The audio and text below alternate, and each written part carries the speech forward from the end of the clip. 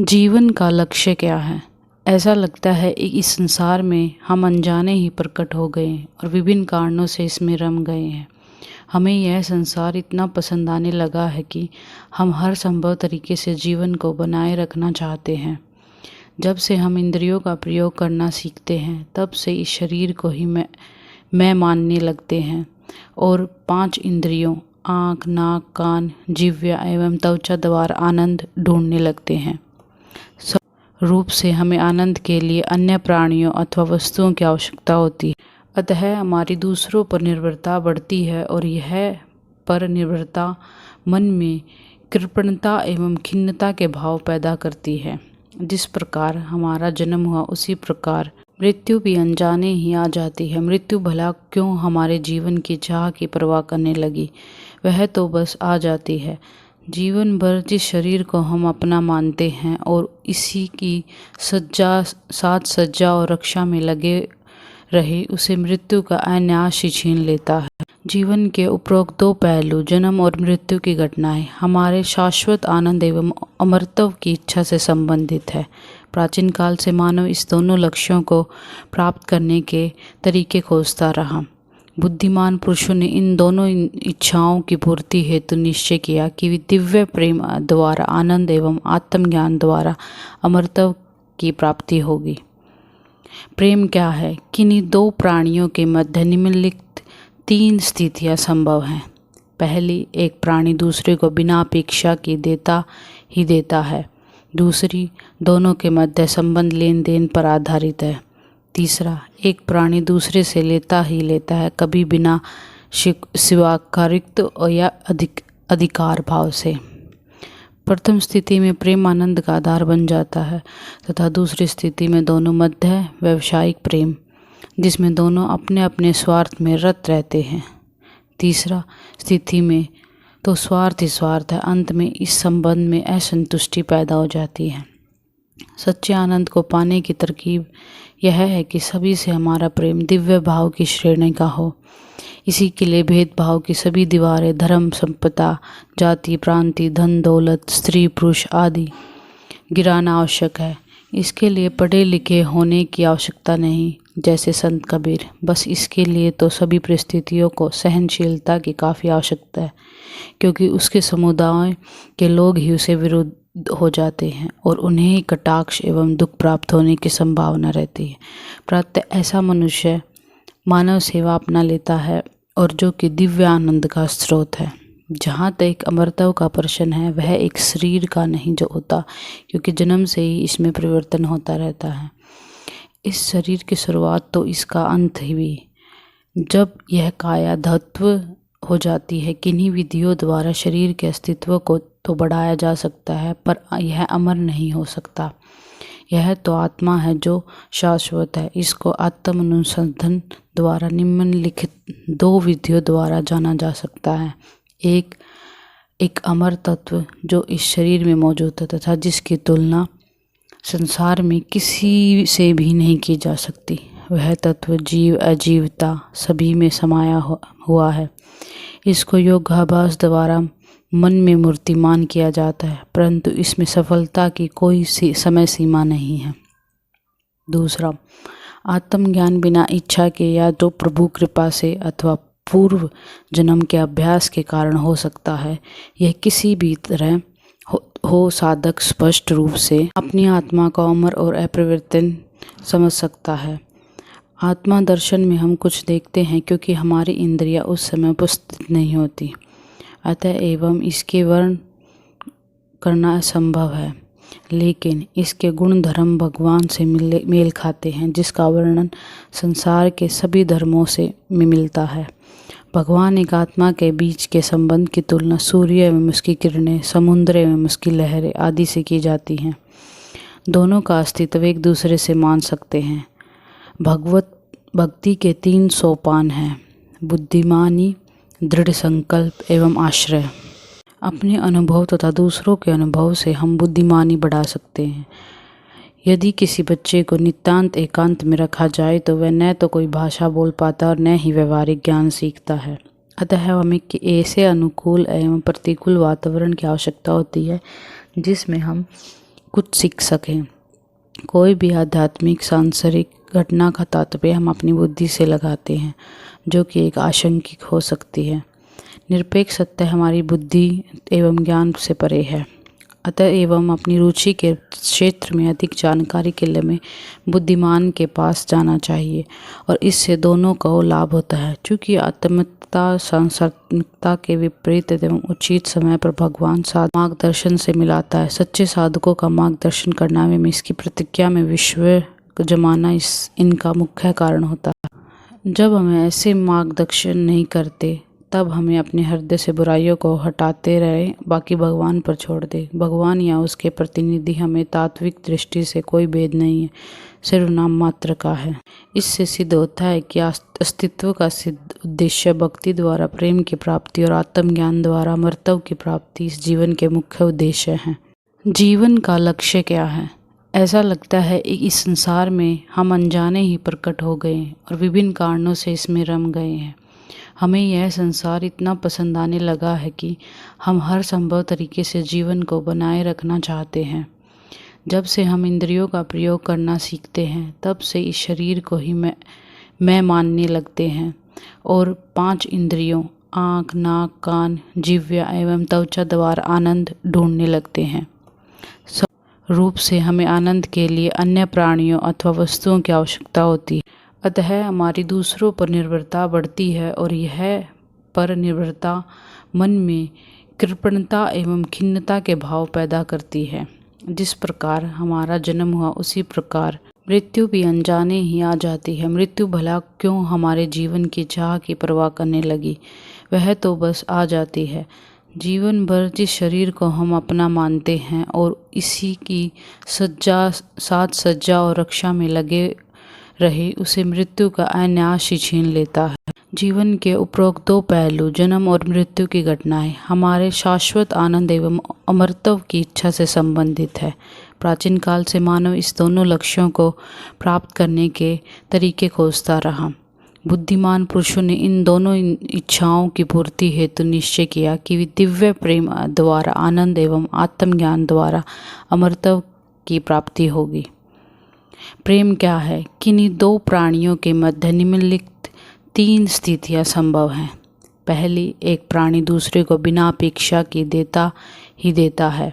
दूसरी, दोनों के मध्य संबंध लेन देन पर आधारित है। तीसरा, एक प्राणी दूसरे से लेता है, कभी बिना स्वीकारित या अधिकार भाव से। प्रथम स्थिति में प्रेम आनंद का आधार बन जाता है तथा दूसरी स्थिति में दोनों मध्य व्यावसायिक प्रेम, जिसमें दोनों अपने अपने स्वार्थ में रत रहते हैं। तीसरा स्थिति में तो स्वार्थ ही स्वार्थ है। अंत में इस संबंध में असंतुष्टि पैदा हो जाती है। सच्चे आनंद को पाने की तरकीब यह है कि सभी से हमारा प्रेम दिव्य भाव की श्रेणी का हो। इसी के लिए भेदभाव की सभी दीवारें, धर्म, संपदा, जाति, प्रांति, धन दौलत, स्त्री पुरुष आदि गिराना आवश्यक है। इसके लिए पढ़े लिखे होने की आवश्यकता नहीं, जैसे संत कबीर। बस इसके लिए तो सभी परिस्थितियों को सहनशीलता की काफ़ी आवश्यकता है, क्योंकि उसके समुदाय के लोग ही उसे विरुद्ध हो जाते हैं और उन्हें ही कटाक्ष एवं दुख प्राप्त होने की संभावना रहती है। प्रातः ऐसा मनुष्य मानव सेवा अपना लेता है और जो कि दिव्य आनंद का स्रोत है। जहाँ तक अमरत्व का प्रश्न है, वह एक शरीर का नहीं जो होता, क्योंकि जन्म से ही इसमें परिवर्तन होता रहता है।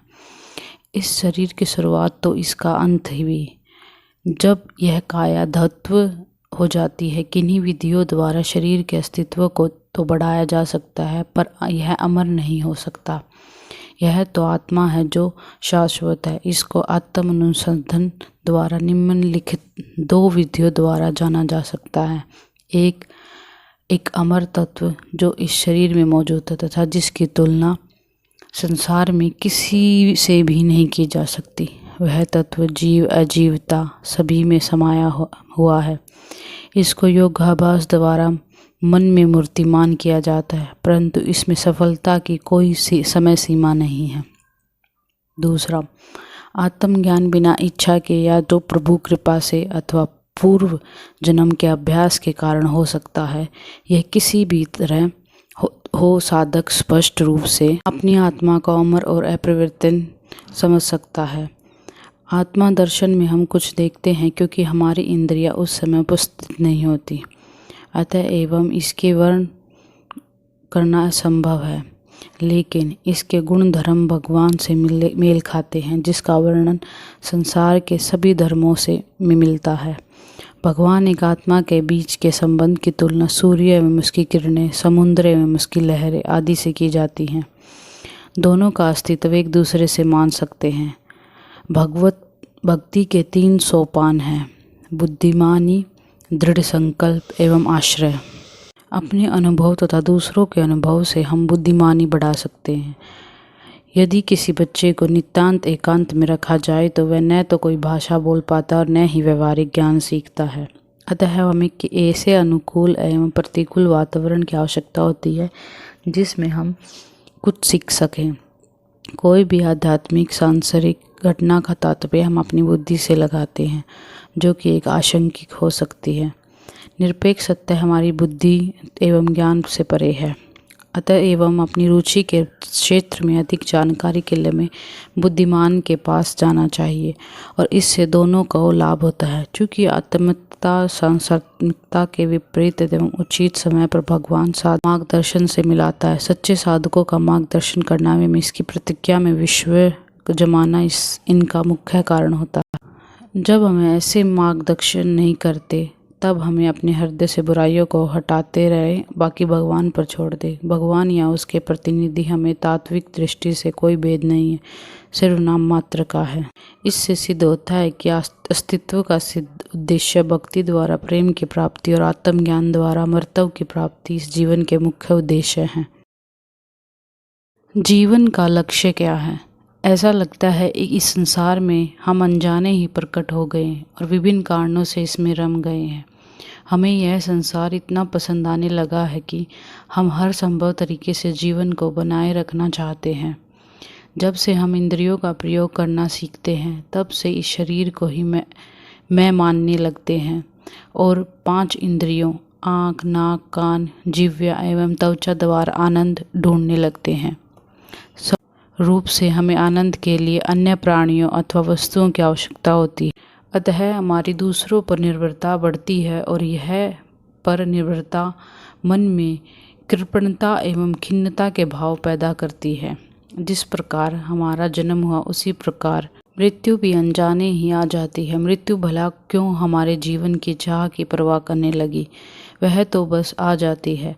जीवन भर जिस शरीर को हम अपना मानते हैं और इसी की साज सज्जा और रक्षा में लगे रहे, उसे मृत्यु का अनायास ही छीन लेता है। जीवन के उपरोक्त 2 पहलू, जन्म और मृत्यु की घटनाएं, हमारे शाश्वत आनंद एवं अमरत्व की इच्छा से संबंधित है। प्राचीन काल से मानव इस दोनों लक्ष्यों को प्राप्त करने के तरीके खोजता रहा। बुद्धिमान पुरुषों ने इन दोनों इच्छाओं की पूर्ति हेतु निश्चय किया कि दिव्य प्रेम द्वारा आनंद एवं आत्मज्ञान द्वारा अमरत्व की प्राप्ति होगी। प्रेम क्या है? किन्हीं 2 प्राणियों के मध्य निम्नलिखित 3 स्थितियां संभव हैं। पहली, एक प्राणी दूसरे को बिना अपेक्षा के देता है। दूसरी, दोनों के मध्य संबंध लेन देन पर आधारित है। तीसरा, एक प्राणी दूसरे से लेता है, कभी बिना स्वीकारित्व या अधिकार भाव से। प्रथम स्थिति में प्रेम आनंद का आधार बन जाता है तथा दूसरी स्थिति में दोनों मध्य व्यावसायिक प्रेम, जिसमें दोनों अपने अपने स्वार्थ में रत रहते हैं। तीसरा स्थिति में तो स्वार्थ ही स्वार्थ है। अंत में इस संबंध में असंतुष्टि पैदा हो जाती है। सच्चे आनंद को पाने की तरकीब यह है कि सभी से हमारा प्रेम दिव्य भाव की श्रेणी का हो। इसी के लिए भेदभाव की सभी दीवारें, धर्म, संपदा, जाति, प्रांति, धन दौलत, स्त्री पुरुष आदि गिराना आवश्यक है। इसके लिए पढ़े लिखे होने की आवश्यकता नहीं, जैसे संत कबीर। बस इसके लिए तो सभी परिस्थितियों को सहनशीलता की काफ़ी आवश्यकता है, क्योंकि उसके समुदाय के लोग ही उसे विरुद्ध हो जाते हैं और उन्हें ही कटाक्ष एवं दुख प्राप्त होने की संभावना रहती है।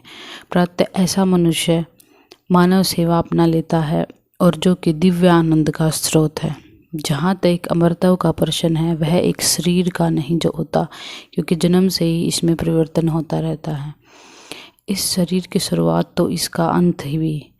जब यह काया धत्व हो जाती है, किन्हीं विधियों द्वारा शरीर के अस्तित्व को तो बढ़ाया जा सकता है, पर यह अमर नहीं हो सकता। यह तो आत्मा है जो शाश्वत है। इसको आत्म अनुसंधान द्वारा निम्नलिखित 2 विधियों द्वारा जाना जा सकता है। एक अमर तत्व जो इस शरीर में मौजूद है तथा जिसकी तुलना संसार में किसी से भी नहीं की जा सकती। वह तत्व जीव अजीवता सभी में समाया हुआ है। इसको योगाभ्यास द्वारा मन में मूर्तिमान किया जाता है, परंतु इसमें सफलता की कोई समय सीमा नहीं है। दूसरा, आत्मज्ञान बिना इच्छा के या तो प्रभु कृपा से अथवा पूर्व जन्म के अभ्यास के कारण हो सकता है। यह किसी भी तरह हो साधक स्पष्ट रूप से अपनी आत्मा को अमर और अपरिवर्तन समझ सकता है। आत्मा दर्शन में हम कुछ देखते हैं क्योंकि हमारी इंद्रियां उस समय उपस्थित नहीं होती, अतः एवं इसके वर्ण करना असंभव है। लेकिन इसके गुण धर्म भगवान से मेल खाते हैं, जिसका वर्णन संसार के सभी धर्मों से में मिलता है। भगवान एक आत्मा के बीच के संबंध की तुलना सूर्य एवं उसकी किरणें, समुद्र एवं उसकी लहरें आदि से की जाती हैं। दोनों का अस्तित्व एक दूसरे से मान सकते हैं। भगवत भक्ति के 3 सोपान हैं: बुद्धिमानी, दृढ़ संकल्प एवं आश्रय। अपने अनुभव तथा दूसरों के अनुभव से हम बुद्धिमानी बढ़ा सकते हैं। यदि किसी बच्चे को नितांत एकांत में रखा जाए तो वह न तो कोई भाषा बोल पाता और न ही व्यवहारिक ज्ञान सीखता है। अतः हमें ऐसे अनुकूल एवं प्रतिकूल वातावरण की आवश्यकता होती है जिसमें हम कुछ सीख सकें।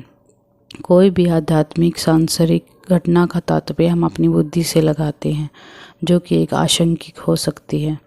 निरपेक्ष सत्य हमारी बुद्धि एवं ज्ञान से परे है। अतः एवं अपनी रुचि के क्षेत्र में अधिक जानकारी के लिए हमें बुद्धिमान के पास जाना चाहिए और इससे दोनों को लाभ होता है। चूँकि आत्मता सांसारिकता के विपरीत एवं उचित समय पर भगवान मार्गदर्शन से मिलाता है। सच्चे साधकों का मार्गदर्शन करना में इसकी प्रतिज्ञा में विश्व जमाना इनका मुख्य कारण होता है। जब हमें ऐसे मार्गदर्शन नहीं करते तब हमें अपने हृदय से बुराइयों को हटाते रहे, बाकी भगवान पर छोड़ दे। भगवान या उसके प्रतिनिधि हमें तात्विक दृष्टि से कोई भेद नहीं है, सिर्फ नाम मात्र का है। इससे सिद्ध होता है कि अस्तित्व का सिद्ध उद्देश्य भक्ति द्वारा प्रेम की प्राप्ति और आत्मज्ञान द्वारा अमरत्व की प्राप्ति इस जीवन के मुख्य उद्देश्य हैं। जीवन का लक्ष्य क्या है? ऐसा लगता है कि इस संसार में हम अनजाने ही प्रकट हो गए और विभिन्न कारणों से इसमें रम गए हैं। हमें यह संसार इतना पसंद आने लगा है कि हम हर संभव तरीके से जीवन को बनाए रखना चाहते हैं। जब से हम इंद्रियों का प्रयोग करना सीखते हैं तब से इस शरीर को ही मैं मानने लगते हैं और 5 इंद्रियों आँख, नाक, कान, जिह्वा एवं त्वचा द्वारा आनंद ढूंढने लगते हैं। रूप से हमें आनंद के लिए अन्य प्राणियों अथवा वस्तुओं की आवश्यकता होती है। अतः हमारी दूसरों पर निर्भरता बढ़ती है और यह पर निर्भरता मन में कृपणता एवं खिन्नता के भाव पैदा करती है।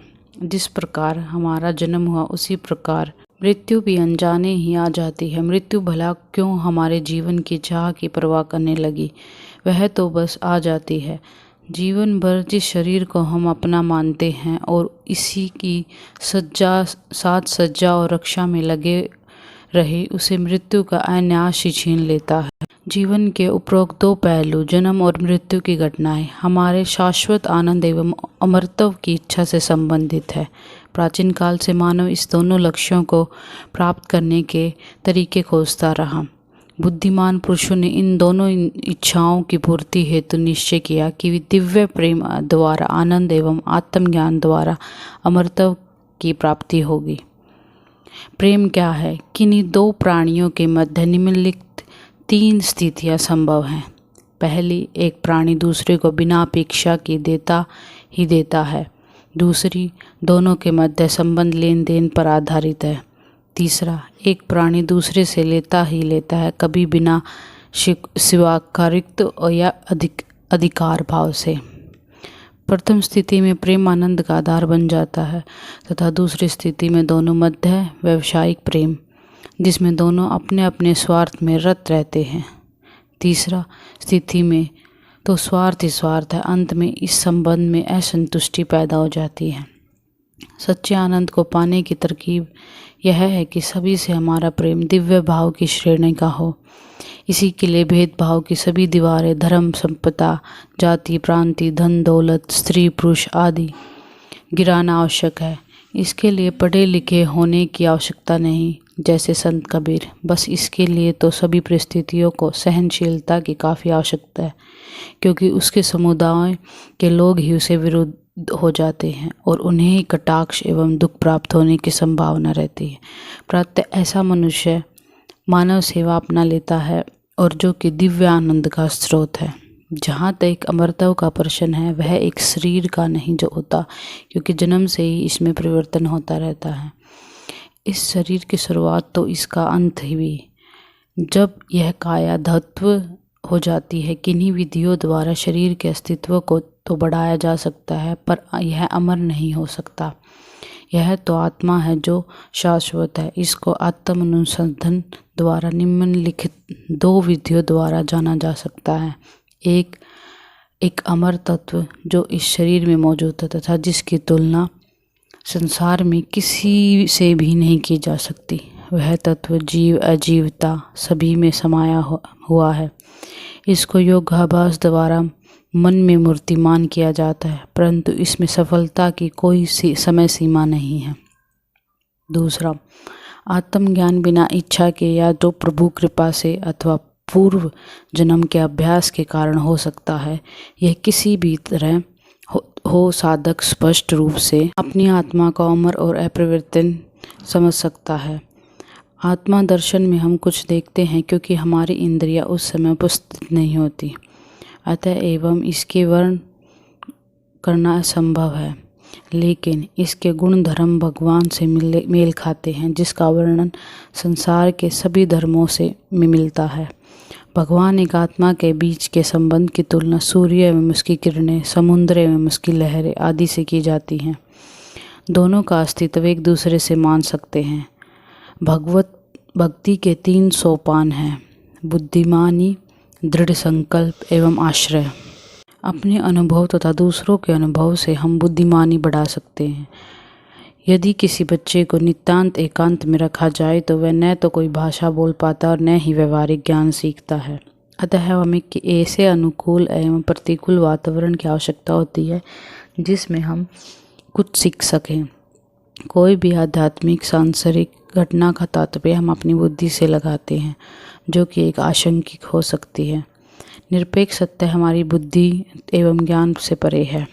अतः एवं अपनी रुचि के क्षेत्र में अधिक जानकारी के लिए हमें बुद्धिमान के पास जाना चाहिए और इससे दोनों को लाभ होता है। चूँकि आत्मता सांसारिकता के विपरीत एवं उचित समय पर भगवान मार्गदर्शन से मिलाता है। सच्चे साधकों का मार्गदर्शन करना में इसकी प्रतिज्ञा में विश्व जमाना इनका मुख्य कारण होता है। जब हमें ऐसे मार्गदर्शन नहीं करते तब हमें अपने हृदय से बुराइयों को हटाते रहे, बाकी भगवान पर छोड़ दे। भगवान या उसके प्रतिनिधि हमें तात्विक दृष्टि से कोई भेद नहीं है, सिर्फ नाम मात्र का है। इससे सिद्ध होता है कि अस्तित्व का सिद्ध उद्देश्य भक्ति द्वारा प्रेम की प्राप्ति और आत्मज्ञान द्वारा अमरत्व की प्राप्ति इस जीवन के मुख्य उद्देश्य हैं।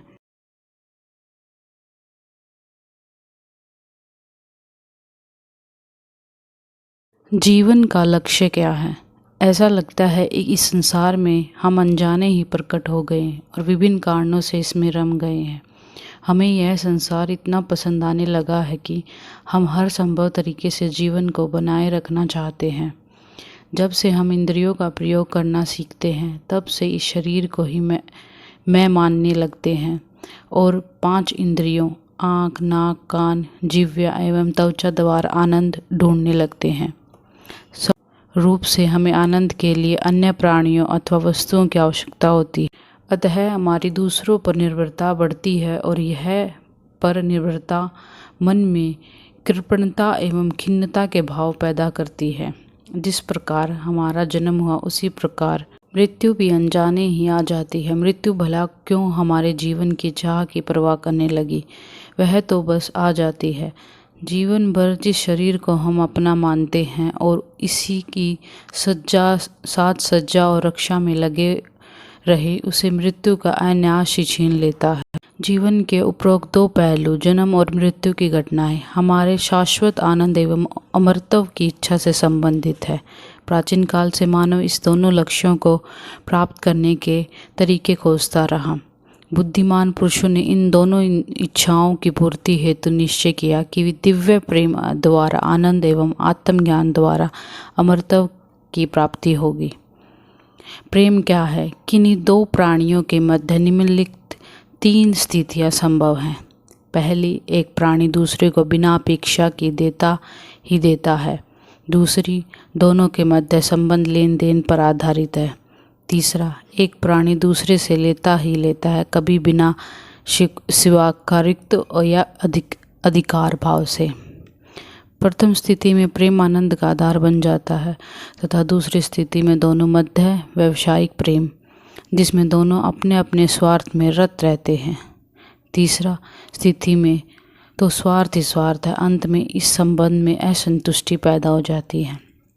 सच्चे आनंद को पाने की तरकीब यह है कि सभी से हमारा प्रेम दिव्य भाव की श्रेणी का हो। इसी के लिए भेदभाव की सभी दीवारें, धर्म, संपदा, जाति, प्रांति, धन दौलत, स्त्री पुरुष आदि गिराना आवश्यक है। इसके लिए पढ़े लिखे होने की आवश्यकता नहीं, जैसे संत कबीर। बस इसके लिए तो सभी परिस्थितियों को सहनशीलता की काफ़ी आवश्यकता है, क्योंकि उसके समुदाय के लोग ही उसे विरुद्ध हो जाते हैं और उन्हें ही कटाक्ष एवं दुख प्राप्त होने की संभावना रहती है। प्रातः ऐसा मनुष्य मानव सेवा अपना लेता है और जो कि दिव्य आनंद का स्रोत है। जहाँ तक अमरत्व का प्रश्न है, वह एक शरीर का नहीं जो होता, क्योंकि जन्म से ही इसमें परिवर्तन होता रहता है। इस शरीर की शुरुआत तो इसका अंत ही भी। जब यह काया धत्व हो जाती है, किन्हीं विधियों द्वारा शरीर के अस्तित्व को तो बढ़ाया जा सकता है, पर यह अमर नहीं हो सकता। यह तो आत्मा है जो शाश्वत है। इसको आत्म अनुसंधान द्वारा निम्नलिखित 2 विधियों द्वारा जाना जा सकता है।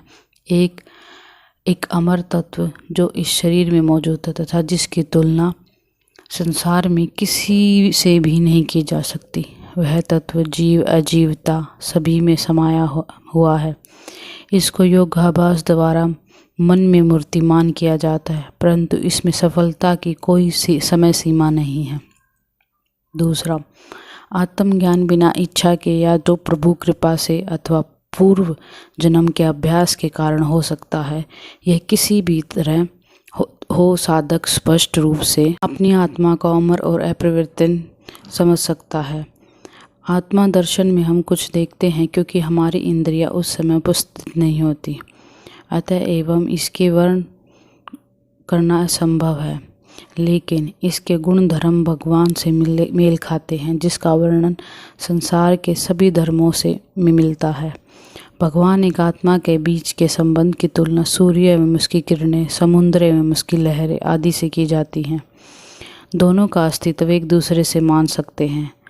भगवत भक्ति के 3 सोपान हैं: बुद्धिमानी, दृढ़ संकल्प एवं आश्रय। अपने अनुभव तथा दूसरों के अनुभव से हम बुद्धिमानी बढ़ा सकते हैं। यदि किसी बच्चे को नितांत एकांत में रखा जाए तो वह न तो कोई भाषा बोल पाता और न ही व्यवहारिक ज्ञान सीखता है। अतः हमें ऐसे अनुकूल एवं प्रतिकूल वातावरण की आवश्यकता होती है जिसमें हम कुछ सीख सकें। कोई भी आध्यात्मिक सांसारिक घटना का तात्पर्य हम अपनी बुद्धि से लगाते हैं, जो कि एक आशंकिक हो सकती है। निरपेक्ष सत्य हमारी बुद्धि एवं ज्ञान से परे है।